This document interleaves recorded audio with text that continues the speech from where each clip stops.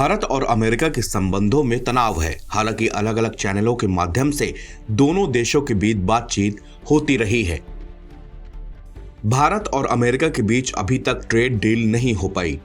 Malaysia के ASEAN शिखर सम्मेलन से अलग भारत के विदेश मंत्री एस जयशंकर और अमेरिकी विदेश मंत्री मार्को रूबियो की महत्वपूर्ण मुलाकात हुई है। दोनों नेताओं ने द्विपक्षीय संबंधों, क्षेत्रीय सुरक्षा और वैश्विक सहयोग पर विस्तार से चर्चा की। जयशंकर ने मुलाकात के बाद एक्स पर लिखा कि आज सुबह कुआलालंपुर में सेक्रेटरी रूबियो से मिलकर खुशी हुई। हमारे द्विपक्षीय संबंधों के साथ साथ क्षेत्रीय और वैश्विक मुद्दों पर भी चर्चा की सराहना की।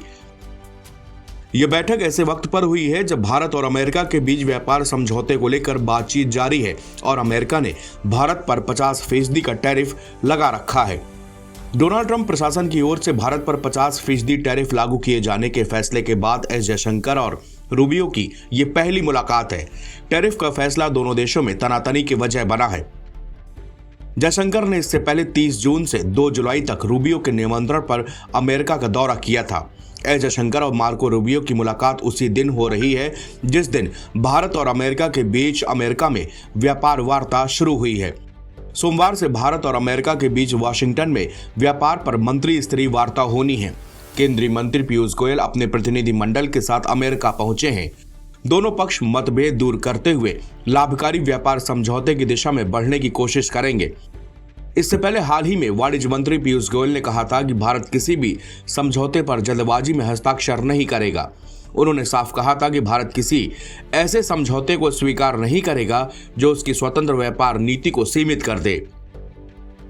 गोयल ने यह भी जोड़ा था कि यह सिर्फ अगले 6 महीनों में स्टील बेचने की बात नहीं, बल्कि एक संतुलित और स्थायी आर्थिक ढांचा बनाने का सवाल है।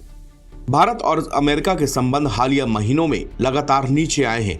डोनाल्ड ट्रंप के साल जनवरी और अमेरिकी राष्ट्रपति का पद संभालने के बाद से ही दिल्ली और वाशिंगटन के रिश्तों में गिरावट है। भारत और पाकिस्तान के बीच 7 से 10 मई तक हुए सैन्य संघर्ष पर ट्रंप की मध्यस्थता के दावे से दोनों देशों के रिश्तों में तनातनी की शुरुआत हुई। ट्रंप ने सीज फायर कराने का दावा किया, जिसे भारत ने खारिज कर दिया। रूस से तेल खरीदने को लेकर भी अमेरिका ने बार बार भारत पर निशाना साधा। ट्रंप और अमेरिकी अधिकारियों की ओर से भारत के लिए धमकी भरी भाषा का इस्तेमाल भी किया गया। इसके अलावा ट्रंप प्रशासन ने अगस्त में भारतीय सामानों पर 50% का भारी भरकम टैरिफ भी लगा दिया और इसके बाद H-1B वीजा पर ट्रंप प्रशासन का हालिया फैसला भी सीधे तौर पर भारतीयों को प्रभावित कर रहा है।